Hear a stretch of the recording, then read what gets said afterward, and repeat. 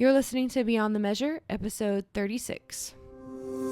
Listen as I, a young choir director, and my husband, a young composer, interview other music educators in order to gain insight into their own success in the classroom. We have a lot to learn, and we want you to learn with us. No matter your age, ensemble, or experience, this is the ideal podcast for music educators, composers, and students alike. So join us as we go beyond the measure. Hello, everybody, and welcome back to another episode of Beyond the Measure. My name is Christian. And I'm Kara.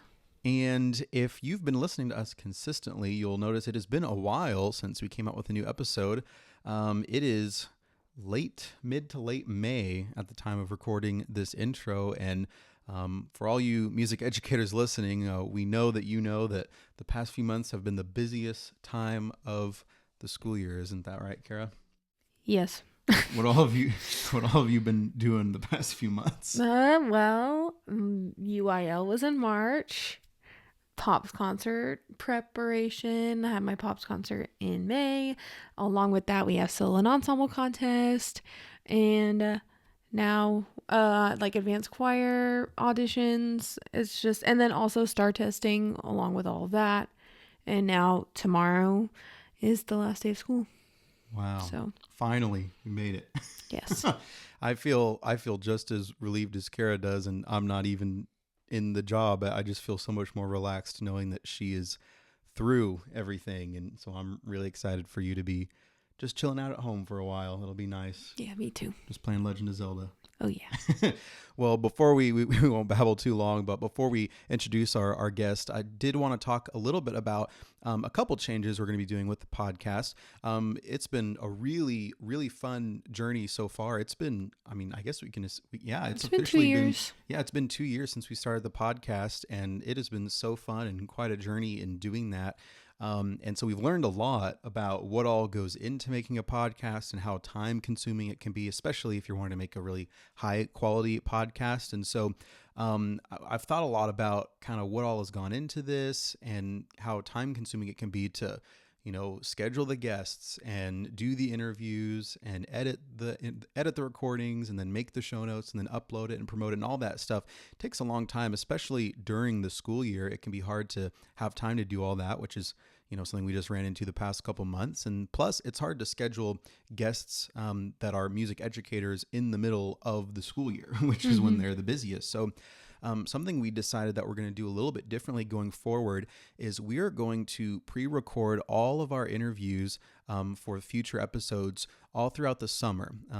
If we have the chance to do others during the school year, then great, but we're going to primarily focus on recording in the summertime when music educators are more readily available, and then we'll edit those and pre-post them and everything and schedule them to go out throughout the school year. So I guess this will be kind of the last episode, I guess what we'll call season 1, quote unquote, even though it's been a good 2 years since we started. This will be the soft end of season 1, I guess you could say. And when we start releasing episodes again in the fall, that'll be season 2. And so our main goal with that is we just want to be able to easily have consistent releases rather than just trying to keep up with the demand of the schedule and trying to release episodes consistently. So I think it'll work out better for everybody. It'll take a lot of stress off of us and the people we're interviewing as well, doing that throughout the summer and then just being able to consistently release them throughout the summer.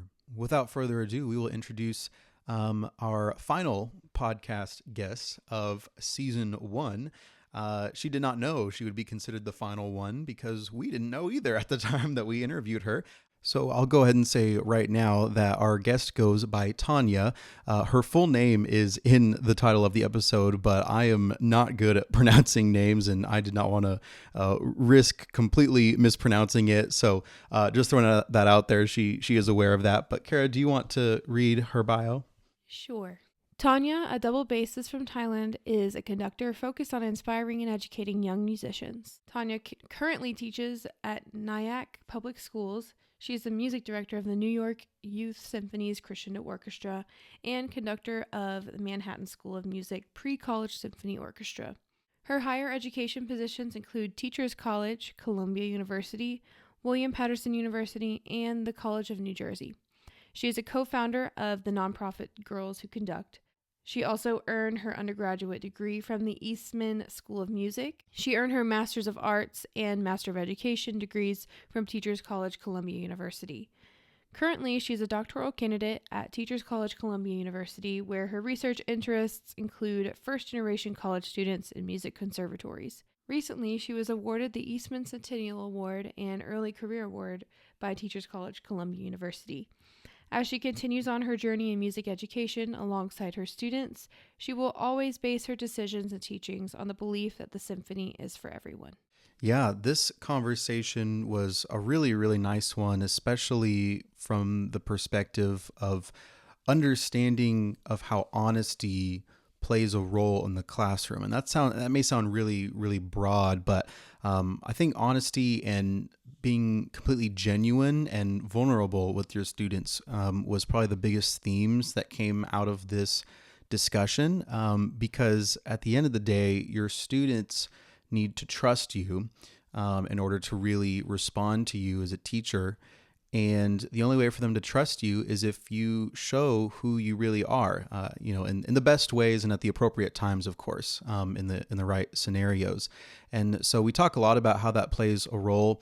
Now, we all know that music educators almost always teach and perform in many different settings over the course of their careers. But I think out of all our guests, Tanya has the most variety of different types of people and age groups and types of ensembles that she's teaching at one time compared to anyone else we've interviewed so far. And you'll hear what those all are. And you kind of heard a bit of that in the bio already, but you'll hear her talk a lot more about those. But it's really interesting how across the board, whether she's teaching someone on the elementary school level all the way to someone who might be working on getting their doctorate, there are so many similarities in how we learn. And it's just really cool hearing those and how being honest and vulnerable with the people you're teaching, no matter what the age, is always going to make a big difference. Now, the last thing I will say before we get going is, unfortunately, I don't remember this when we were doing the interview, but when I was editing, it seemed like there was actually a lot of clipping and a little bit of audio quality issues in the recording on Tanya's side. So, Tanya, if you're listening to this, I'm so sorry I didn't catch this when we were recording, but I think anyone listening, you'll get used to it after a little while. Just let it go, and soon you won't notice it. But we apologize for that. But other than that, we will get going on this final episode of season 1. Thank y'all so much again for listening, and we will see you in a few months. Bye.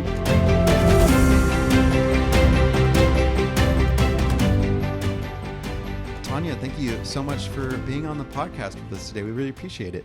I'm so excited.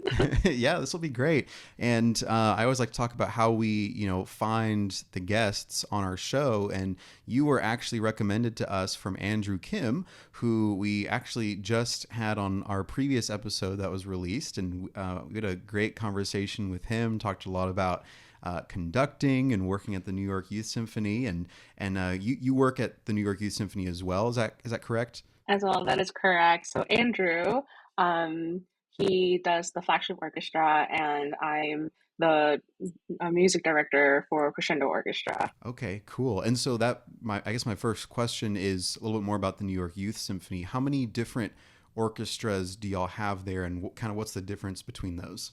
Oh, that's a great question.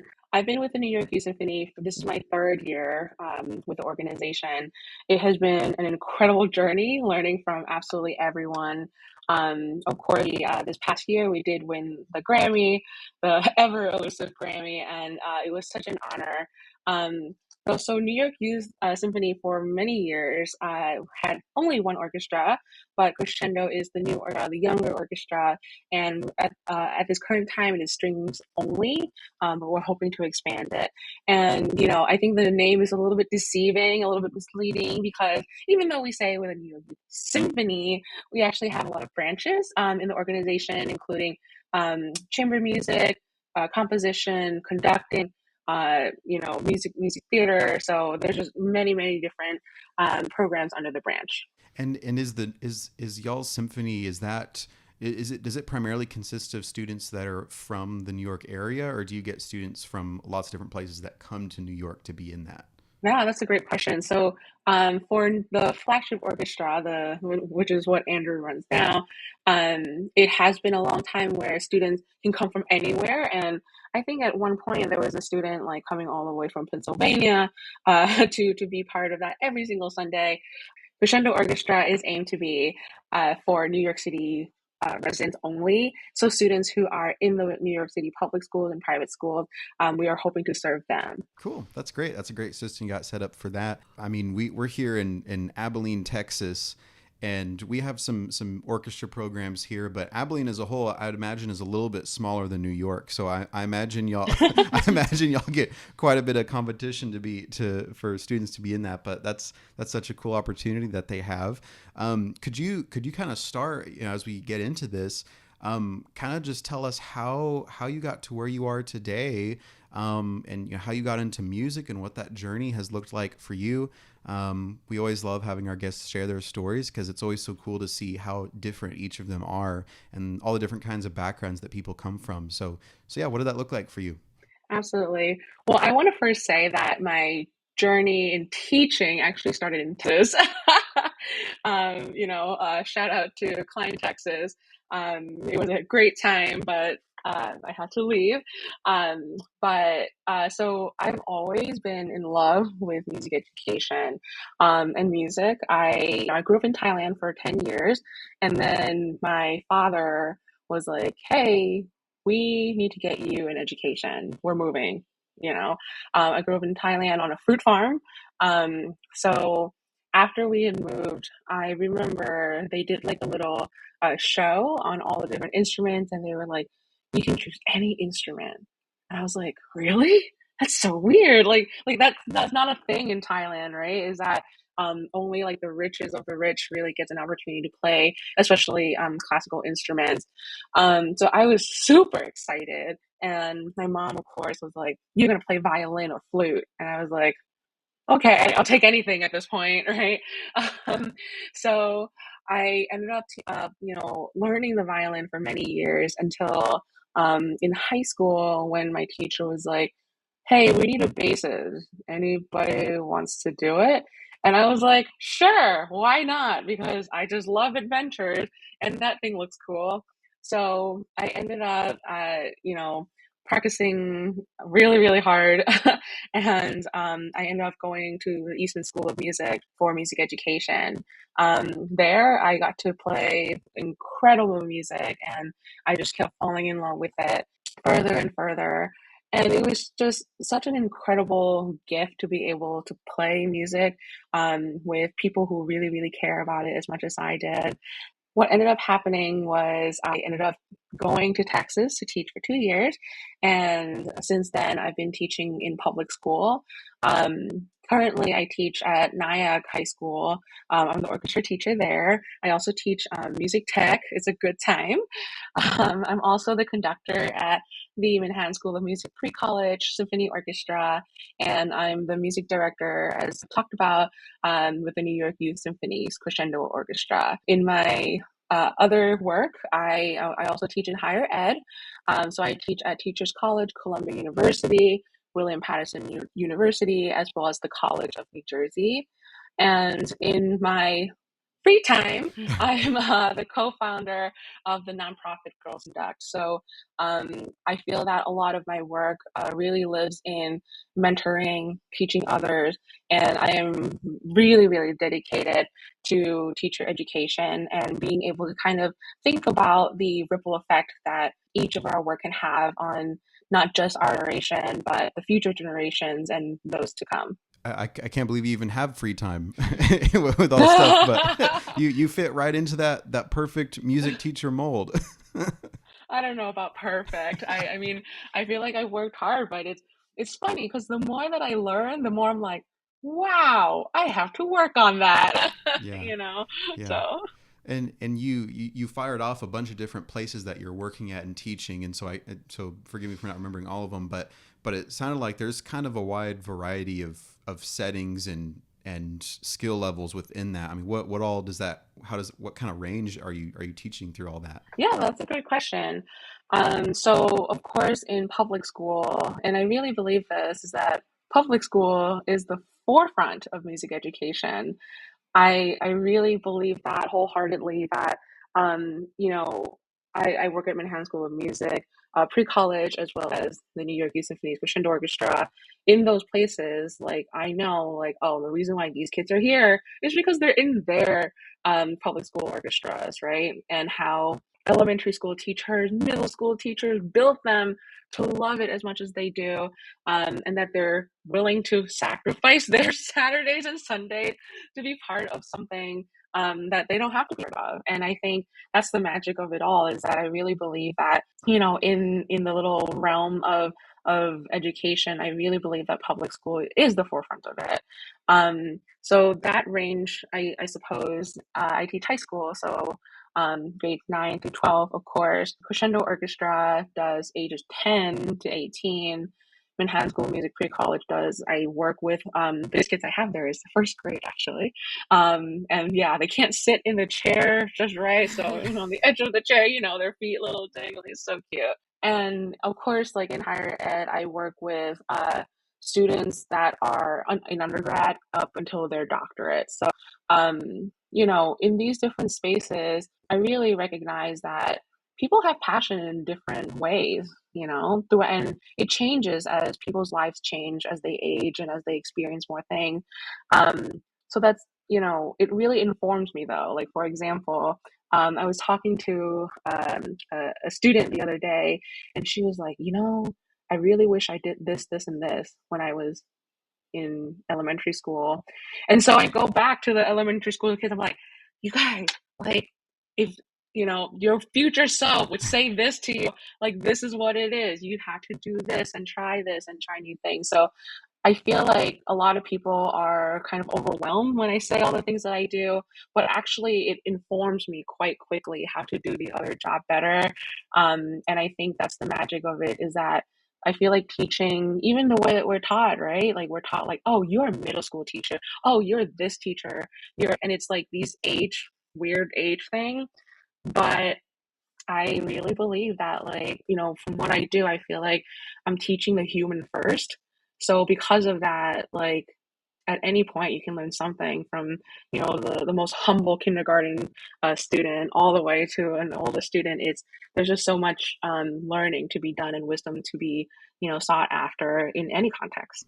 And just so I'm getting it correct, so you said you're teaching, so on one day you might be, or even on the same day, you'll be teaching like a first grader, and then later you'd be teaching someone working on their doctorate. Yeah. Wow, that's pretty awesome. Well, and so then, is there anything at all that you find in common between a first grader and someone working on their doctorate when it comes to learning music? Are there any is there any consistency between that? Oh my God, yes, it's the crying. We all cry at the same time. And the feeling of lack of control. Yeah. Like, That's awesome. if you know, you really know. Wow. Well, that's a really, really wonderful question. And it's funny because I've had that experience. I've taught a 10 a.m. with a first grader, and I've gone to a 5 p.m. and been like, wow, you have very similar, very similar needs. One of the key things that I've learned about how, you know, students at any age learn is that I feel like at the first initial feeling is failure. For a first grader, their reaction to failure might be a little bit more intense. They might cry and they might want to scream and things like that. And that certainly happens, right? Because they just haven't learned how to cope with it. And this idea of failure, I think, is so fascinating to me because I feel that playing music is just never going to be perfect. It can always be better, right? But kids for so long now have been so ingrained that they have to be perfect. Do all the sports, they have to do all the extra stuff, they have to play everything right, and they have to get the perfect grades. And I think that, like, fast forward in a doctoral student, it certainly is the same intensity. But we have to kind of rein it in, right? I myself am working on my doctorate right now. So what do I feel the pain on that? But what I've learned over time is that as the educator, it's in our hands to kind of shape that learning experience for them. How do you cope with failure? How do you think about failure?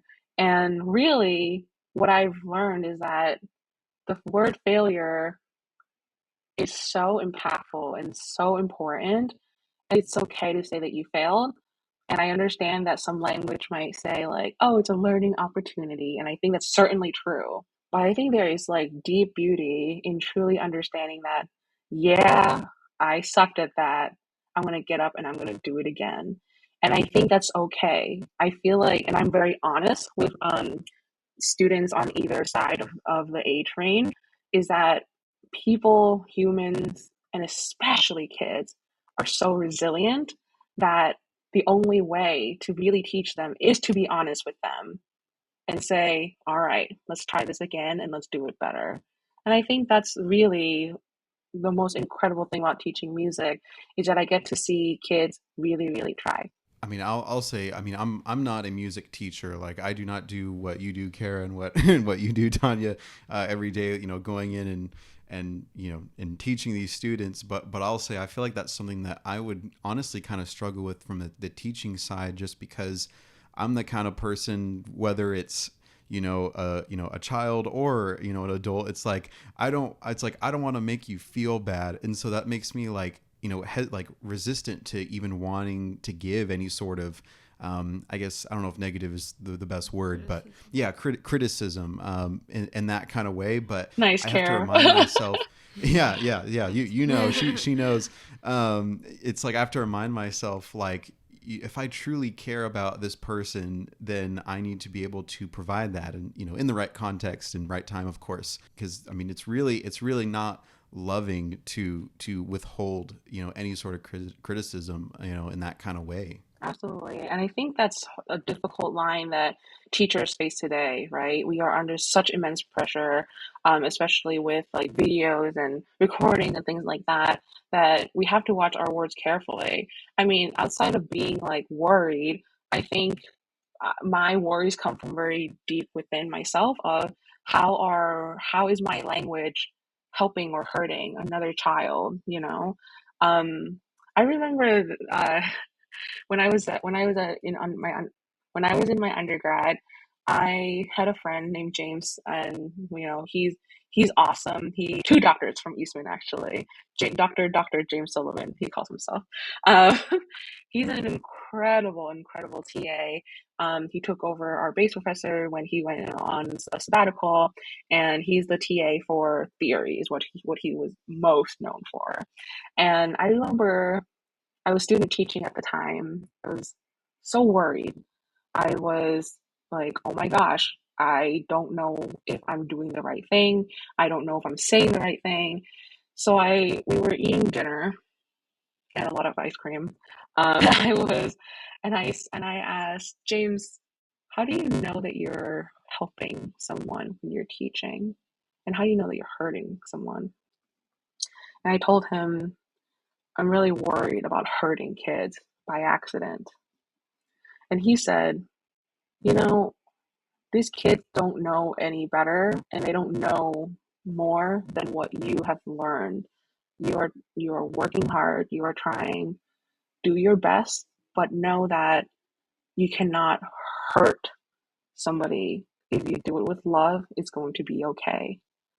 And that was such an impact, like my heart, like I remember just like tearing up, because I was coming from teaching with such a lens of worries, instead of like, yeah, I do love the music, I do love the kids, I love the process, and these are all things that will help foster, I believe, like foster the educator, if you really think about it critically. And I think over time, that's part of it too, is that time will really help that process and strengthen yourself as an educator. Let's take a quick break from this episode so that I can tell you about this podcast's primary sponsor, Christian Fortner Music. That's right, my own music business. If you're looking for fresh new music ranging anywhere from middle school choir to college level orchestra, there's a good chance I'll have it. And while I am a young composer, my music library is constantly growing as I write more and more. The way I sell the music is a little different from other music retailers as well, which I think you'll like. Instead of purchasing a minimum number of individual copies or parts, you'll purchase one PDF that includes all parts in it, of which you can print out as many times as you need. That way, you don't have to stress about purchasing a new part that you misplaced or feel the shame of only purchasing 10 copies for your ensemble of 40. Come on, we've all done it before. Now, if you'd like a sample of what my music is like, you can actually receive a completely free piece of music from a certain selection when you sign up for my mailing list. Plus, you'll be a part of other fun perks, such as receiving monthly updates from me and early access to podcast episodes such as this one. If that's something you'd be interested in receiving, you can do so at christianfortnermusic.com/mailings. So when you're interacting with these students and you're bringing that positive feedback, but also that criticism, and we've all been there as students, right? How you were growing in the classroom and interacting with the music. It's very easy for that to kind of affect, for better or worse, depending on how you let it affect your self-identity and how you grow from that. I mean, how do you view that in the classroom, and how do you view the importance of that, and how do you go about handling that? So I'm a deep believer that students, kids especially, are so resilient. And it's so odd because over the past, precisely since COVID, I feel like there has been a shift in how people view kids. That we are too hard on them, too easy on them, and there's this great debate happening right now on how education is going to move forward. I think that is a really, really scary question to ask because people seem to really believe that there is only one way to teach kids. And I think that's not fair. Each kid in my class, every single space that I teach, are so unique and so profoundly different that there is no, like, even me as a singular teacher could not possibly teach any two kids the exact same way, right? For example, I have a student in my orchestra at Crescendo. The first kid is like just so hungry for feedback, constructive feedback, so hungry, wants that so much to be better, to grow, to do all these things. Meanwhile, I have another girl who is, has her own background in her feeling about music, in how she auditioned, and all of these thoughts that she has shared with me. I could not possibly say and give feedback the same way I do as one kid to another. Her, it might look a little bit more, positive. It might feel a little bit more personal, and she will take that and thrive. Meanwhile, with the boy, I could be like, "You're playing out of tune," and then he will also thrive in a different way. I think that's really the key thing: is that how do we use our language to uplift others? So, for example, like in my string, so I'm a string educator, um, and I often think about this is that I have been in rehearsals when it feels incredibly frustrating to be attacked all the time. I'm a bassist. You'll know.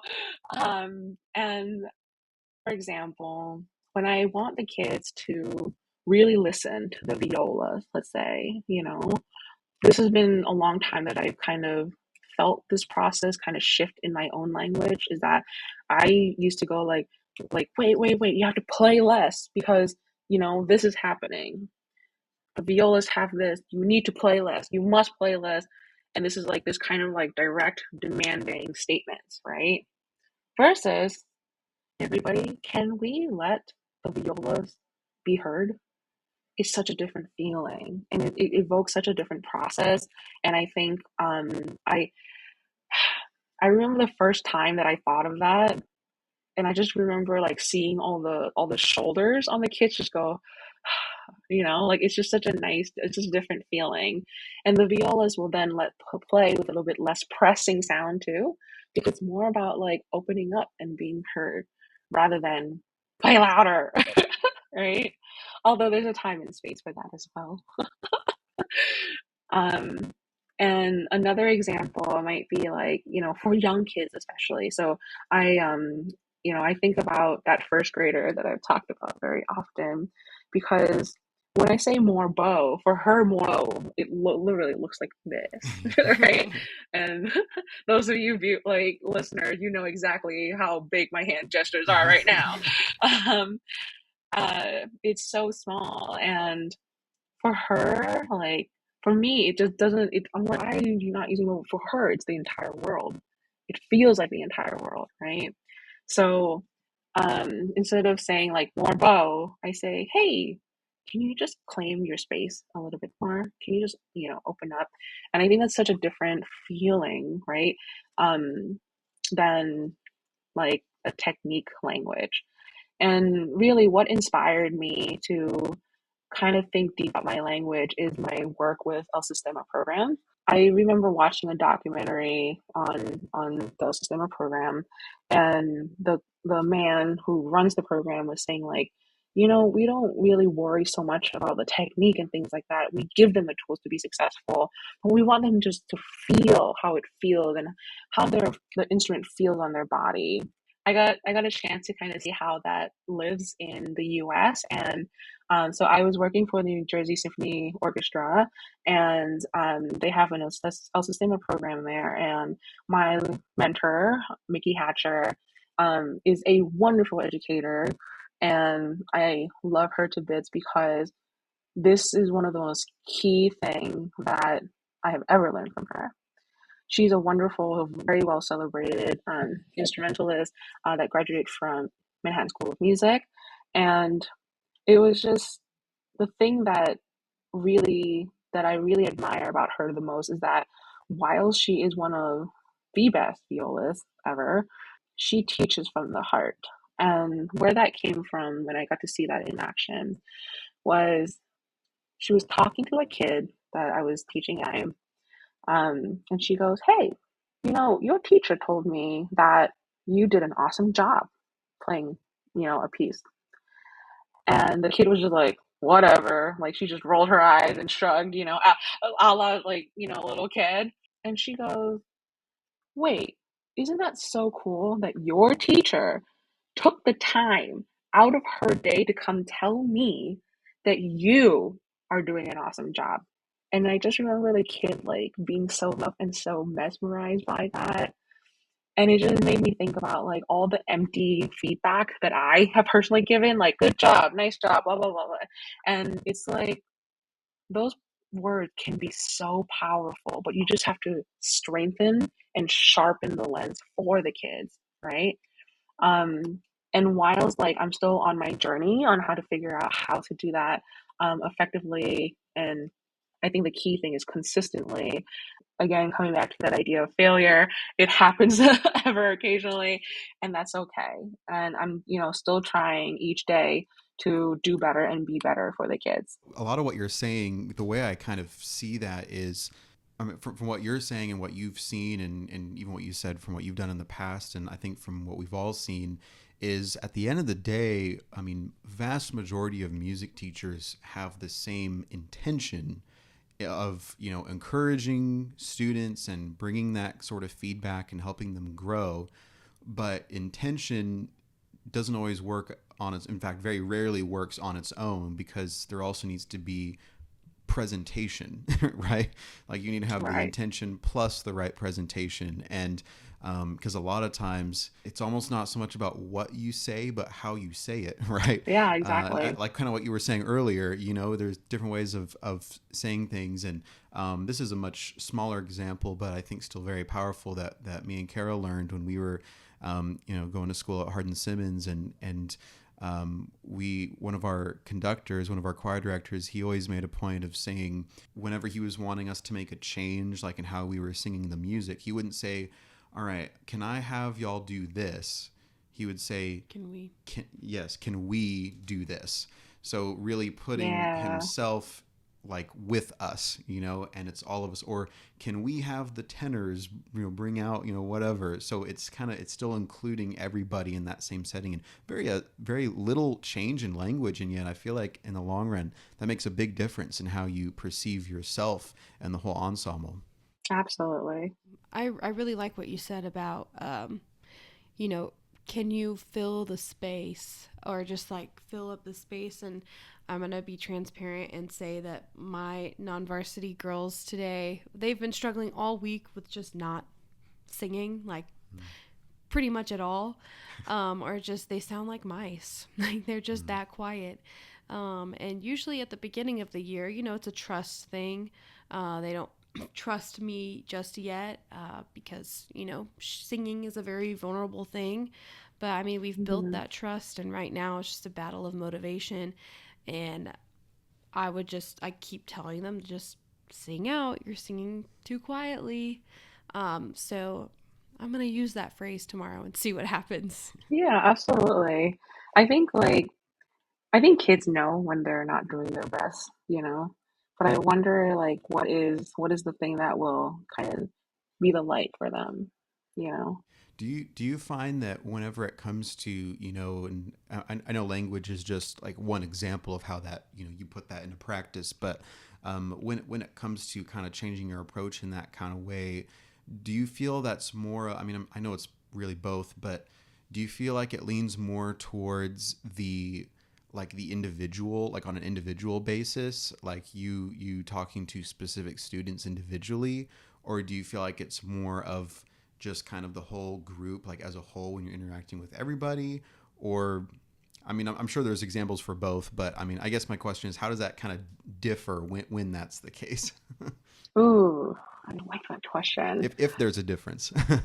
There is certainly a difference, like between ensemble versus like individual talks. I will say that I think I think sometimes I'm a little too honest with the kids, like, and but the thing is, I think from the feedback that I've gotten over the years, right, I really recognize that the impact that an educator can make really can come from just sheer honesty. This is such a fascinating idea because I haven't even thought about that specific word of honesty because part of what I think about a lot is how do I be myself and my most authentic self when I'm teaching, right? And that's actually what, we were talking a little bit about before we started. And for me, it's like understanding that, like my experiences, my voice, and my life is really what shapes me to be the educator that I am. I teach who I am. We teach who we are, right? And I think part of that really lives in this idea of honesty because I personally feel like I've been through very relatable but difficult times in life. Like, so for example, in high school, my father passed away from cancer, and he had bone marrow cancer. And I can't say that it was sudden, but it's always too sudden when a family member passes. And having gone through that as a teenager at the time, um, I am very, very ready for when a kid says X is happening right now, I recognize that I'm always there. And I try my best to do the right thing by them. And part of that, again, coming back to the idea of honesty and just harsher words, is that sometimes all I can say is that sucks. I'm so sorry. That is a hard thing you're going through. You don't deserve that. And it's going to be okay. And sharing that part of me to kids is really hard. I actually, a couple weeks ago, I was conducting the Long Island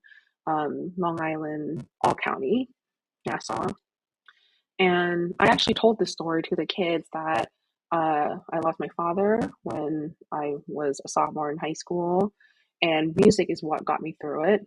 And I really whenever I tell this story, so nothing happens from it.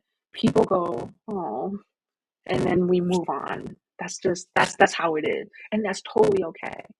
But at the end of the night, something different happened that night. A kid came up to me and he's like, he looks very shy. He's with his older brother. He walks up and we're all like trying to clean the place, right? After the whole thing is done. And he comes up to me and he starts, I know he's trying to say something. And I was like, hey, what's up? What's going on? And his brother's like, nudge him, like, go on, like, tell her, And I'm like in my head, like a billion scenarios are running through my head. Like, oh my gosh, did something happen with another kid? Like, was there drama? Was there bullying? I don't know what's going on. Kid like won't say it. So finally the brother goes, it meant a lot to him that you told that story about your dad. And I was like, oh, wow, like that was not what I was expecting to hear. And the kid finally said, we lost our mom recently to cancer. So, I hugged him and I remember saying, like, it's going to be okay. Like, it just takes a little time. And I go, wait a minute, when did it happen? And the kid was like, yesterday. So in the middle of the rehearsal and the day of the concert, like this happened. And he said, it meant so much to be here making music with all of my friends. And then having you as the conductor meant so much. That is something that I will always take with me, is that no matter what part that you share with your students and your kids, there's always going to be one kid, even if they don't say it, that kind of resonates. It resonates with them, and I think that's really what keeps me being honest with them. That like, no matter if things are hard, no matter if things are ugly, it's the only way to do it is to be honest. And just to flip on the other side too, is that, and I think this is a little bit more of a fun tip, is that I usually write letters to my students. Like I have I mean, this is very practical, but I have a spreadsheet and I kind of check off who I have written to. But I have the little box right here of like just blank note cards that I'm like, I try to do like 1, 2, 3 kids a week. And I share with them like, hey, like it meant a lot that you did this. Hey, I noticed this. Hey, I see this. And that little nudge, I think, means the world to them, because oftentimes like we know that music teachers are the last ones that teach humanities, or one of the last ones. I'll take the art teachers with us. um, but but I think I want to keep that alive. I do. I know that in Texas, UIL is such a big thing, Up here in New York, yeah, it's UIL season, It's y'all. next week. Here we go. It's next week. Yeah, there you go.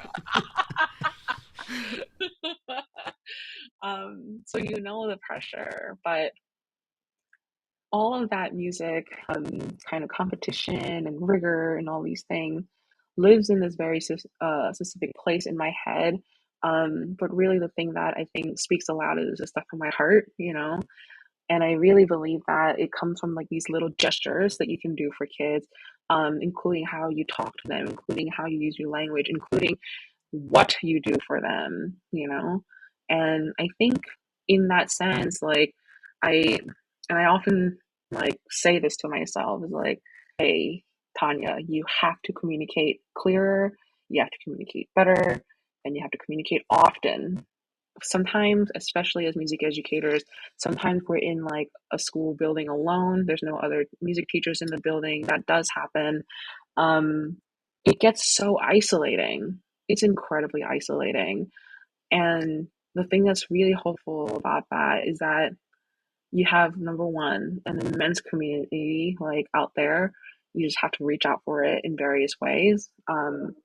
Whether that be like via conferences, whether that be like literally so many Facebook groups, or just your alma mater, and I think like these are really, really important to keep not only the field alive, but like us as music educators, we matter. And I think, over the time of teaching, especially at the College of New Jersey, I so value this idea of like teacher disposition and how do we know ourselves the best and be the best of ourselves in order to give to others. You got to be honest, not just with your students, but with yourself, and really examine what you're needing to do better, but also, I mean, like you just said, what you need to continue to thrive and sustain yourself.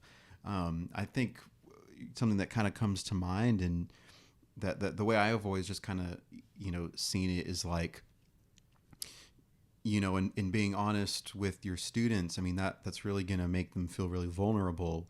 But at the same time, like, you need to be vulnerable for them in order to be honest, Yeah. And it's like, I mean, why do we all, fall in love with music to begin with? It's not because it's not just because we want to understand music, but at least for me, it's because I feel like music understands me, and so it's Yeah. like, Yeah.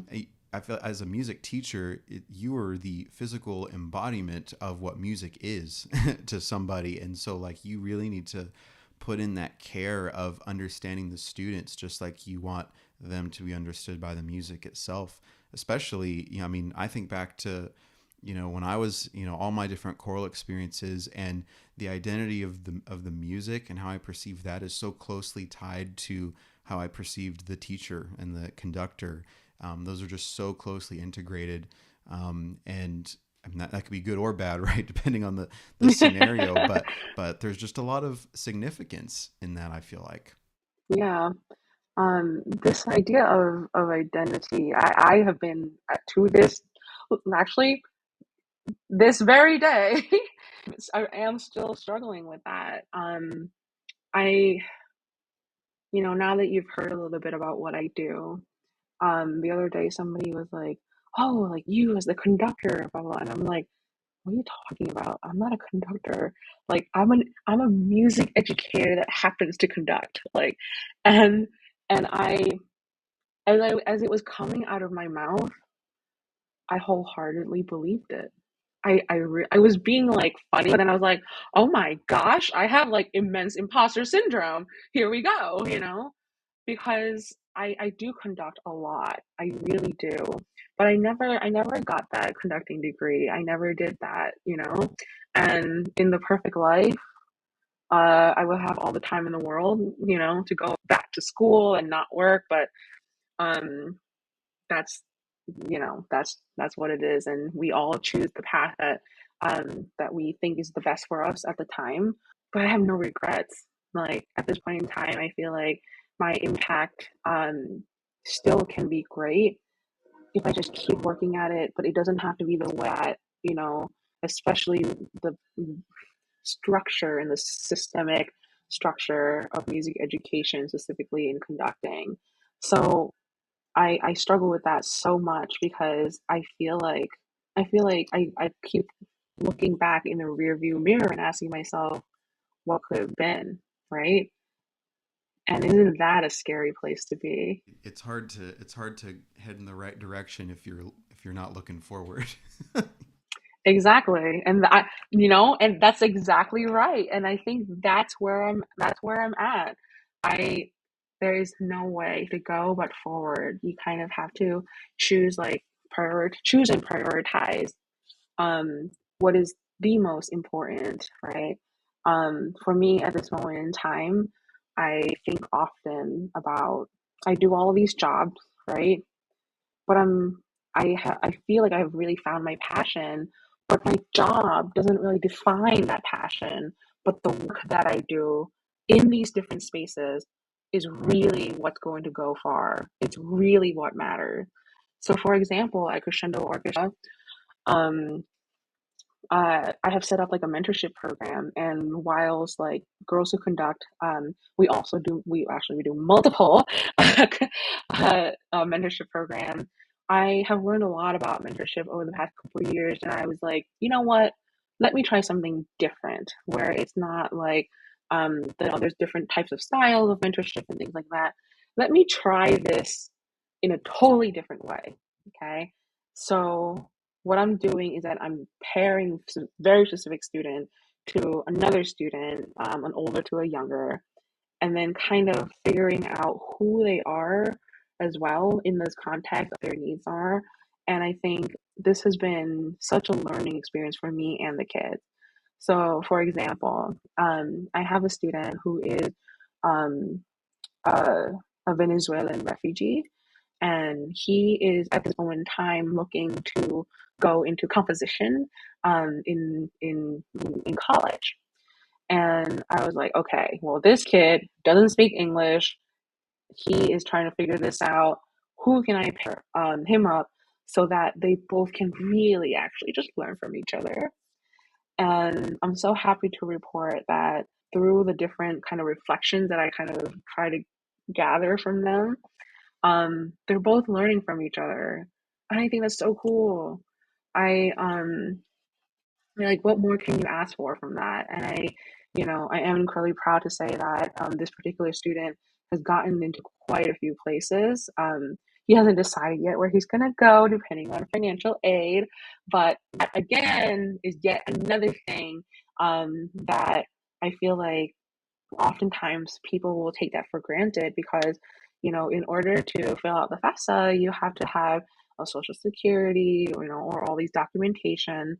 And really having somebody who's, right next to him, like explaining this, actually it's kind of, it's a different lens that they're both seeing. And it has been incredibly powerful to see how individual lives can be better by connecting through music. Yeah, well, and it's kind of funny. I mean, I actually work at my alma mater, at our alma mater in the admissions department, and so we work with students, doing all that. And you're exactly right. And it's always there is always, I always feel like there's something different about, connecting with the music students. There's just some sort of deeper, meaning and purpose in that, because it's not just a job they're going for, right? It's making a difference, which, and I won't say that's just obviously that's not just a music student thing, but you just really see that very clearly when students going in to do that. So that's great. I love that great things are happening with what you're doing, and you're making a difference, and Kara, you're making a difference. And if you're listening to this and you're a music teacher, then you are making a difference. And Absolutely. that's what we want you to know from listening to this. This has been awesome, Tanya. I mean, is there anything else that just while you're here, that's really on your heart that you want to share with our listeners today? Oh gosh, there's so many things. I mean, you've shared so much good stuff already, so no pressure. I guess this has been on my mind because I'm thinking, so I suppose this has really been on my mind because I'm thinking of there was a student that I had at NIAC, and she was in my high school orchestra. And I've seen her grow. She went to NYU and she's studenting right now. Yeah. And it's just so incredible to be, to see her through that process through COVID. Oh my goodness. And seeing that she survived that program and not only survive but thrive. And then now she is, at this place, um, doing the thing, right? As they say. And I suppose like over this course of time, I've also grown while she's been in college. And I'm thinking a lot about, what she's telling me and how I reacting to it versus if 5 years ago I had reacted to it, I think pre-COVID, right? One of the key things that I have really felt is that my idea of measurement and how I measure success has been so different.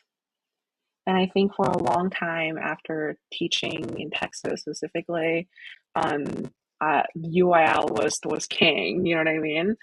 That is the music education. I have the utmost respect.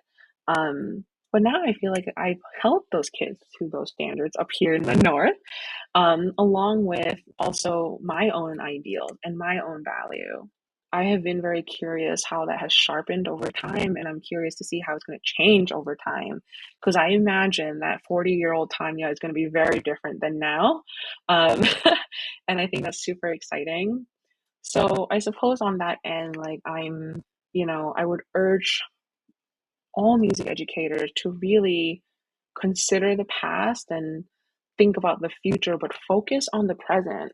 Focus on what you can change now, because there are so many things that your heartstrings will kind of pull towards, but it's really, really hard to, always be looking in the rearview mirror, or looking too far ahead. And the process like really isn't always that easy. That being said, it's not always that easy. And everyone is confused all the time as well. But it comes down to you, your own reflection of yourself, your own reflection yourself as a musician, and your relationship with others. I think experiences, your voice and your life is really the key power here. This is the power of you. And I really urge folks to, reach out to your friends and family. If not, you will have my email later, I'm sure. Um, to just talk and like share ideas, right? Because one of the most meaningful idea to me, and it's very important that I keep holding this dear to my heart, is this idea that of a lifelong learner, right? Is that when we stop learning, that's when we get bored or we get tired or we get burnt out. But, I really feel this, and I'm proud to say this, is that I don't feel burnt out at all, even though I work really, like, it seems like I work like a lot. Part of that is that, you know, like, yeah, I might be built differently, but at the heart of it, like, it just feels like it's the right thing to do, you know? And it feels incredibly rewarding to be part of this profession, part of this team that really cares about kids and about music and music education. So I hope that for everyone, that no matter at what stage you are in your teaching career, in your life, in your personal life, in your professional life, that we all let the learning continue.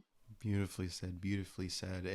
And I think that's something that we all struggle with. That it can be hard to continue to ask questions and to admit like I'm struggling with this. But I feel like that's like one of the most respectable things you can do, especially if you have been doing this sort of thing for a long time, is just to see someone like, wow, this person has been doing this all these years and they're still asking questions and still trying to learn new things with that kind of humility. I think that just says so much.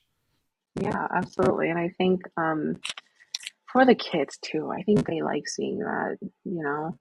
The other day I told my public school kid, I was like, "Guys, I don't know if I'm ever gonna finish this doctorate," and they laugh because um they know my relationship with this document, if you will. They understand, and they know what I have sacrificed or not sacrificed to do it. And I think seeing that from a very real perspective, oftentimes we'll go into these PDs that's like how to connect with kids and how to build a stronger connection. Well, it's not a one-way street. You have to show them who you are, And who I am is that I'm messy. I'm like trying. I'm thinking. I'm like, crying at times. And I think that's totally okay. They know that, human beings are imperfect, right? But to show that, I think feels very real. Honesty, like we were saying, it goes back to honesty. Yeah, exactly. It all goes back there.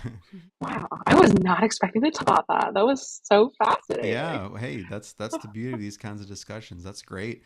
Well, Tanya, thank you so much for being on the show with us today. I mean, this is such a good conversation. We went for a good amount of time, which is great. We might have to make this into a two-parter. I don't know. We'll see how it breaks down, but that's awesome. Before you go, for any of our listeners that might want to connect with you and follow you for going forward in your journey. I mean, how can people connect with you? Sure. My email is tchan229@gmail.com. That's my personal. And my work one is Chanphanitpornkit@nyys.org. Very easily found online. Perfect. Do you have any social media, or are you just the email? Oh yeah. How do you even do this? I'm so sorry. Like, my age is showing, I think. You're good. We'll have it linked in the description in the show notes of the episode. So no worries. Like, wait a minute. Hey, I think that's respectable too, though.